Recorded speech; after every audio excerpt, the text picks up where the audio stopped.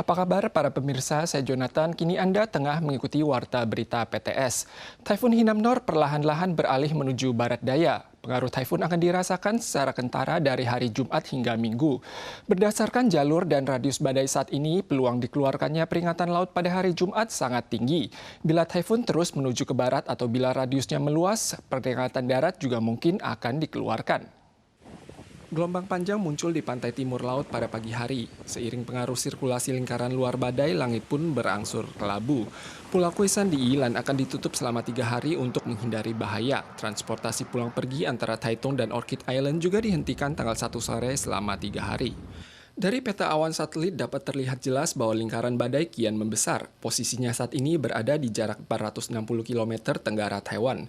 Selama beberapa hari ini, sistem awan tekanan rendah bertahap berbaur ke dalam sirkulasi badai. Kedepannya diperkirakan radius dan intensitas badai akan berpotensi menguat sehingga tidak tertutup kemungkinan dikeluarkannya peringatan laut pada tanggal 2. 以目前这个路径跟暴风半径来预估的话，还是不排除明天有发布海上台风警报的可能性。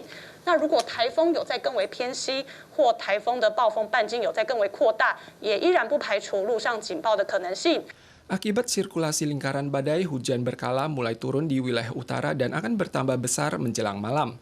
Taifun akan bergerak stagnan di perairan Tenggara dan Kamis hingga paruh hari Jumat, dan baru akan bergerak ke utara setelah mendapat pengaruh aliran udara pemandu berikutnya pada hari Sabtu. Pengaruh kentara akan dirasakan dari hari Jumat hingga Minggu. Angin kencang berkala dengan level kekuatan 9 hingga 10 mungkin akan muncul dari Tainan ke utara dan Ilan akibat pengaruh taifun. Rapat Panitia Peninjau Upah Pokok berlangsung pada hari ini dengan hasil terbaru. Mulai tahun depan, upah akan dinaikkan menjadi $26.400 Taiwan per bulan dan $176 Taiwan per jam. Sementara itu, Serikat Pekerja berkumpul di lokasi dan menuntut agar upah pokok dinaikkan menjadi $28.000 Taiwan per bulan dan $186 Taiwan per jam, baru bisa memiliki daya beli.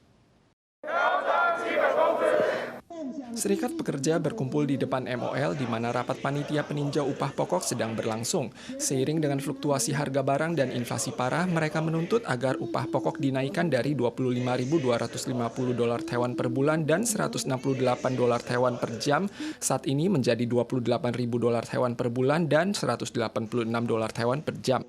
目前我们周边国家不管日本、韩国，我们的基本工资是最低的。 Upah bulanan akan dinaikkan dari $25.250 Taiwan menjadi $26.400 Taiwan atau naik 4,56% dan upah per jam dinaikkan dari $168 Taiwan menjadi $176 Taiwan. Sementara itu, Divisi Urusan Personalia UN Eksekutif menyampaikan pihaknya memutuskan untuk tidak menaikkan upah tahun depan mengingat kesenjangan finansial masing-masing instansi dan anggaran subsidi stimulasi industri dan upaya pencegahan pandemi. Jumlah kasus per hari di Taiwan menembus 30.000 selama 3 hari berturut-turut, bertambah 33.875 kasus pada 1 September, selaras dengan tren yang diantisipasi. Jumlah kasus mulai meningkat dan mungkin memasuki gelombang lonjakan berikutnya. Selain itu, kontrol perbatasan juga kembali dilonggarkan.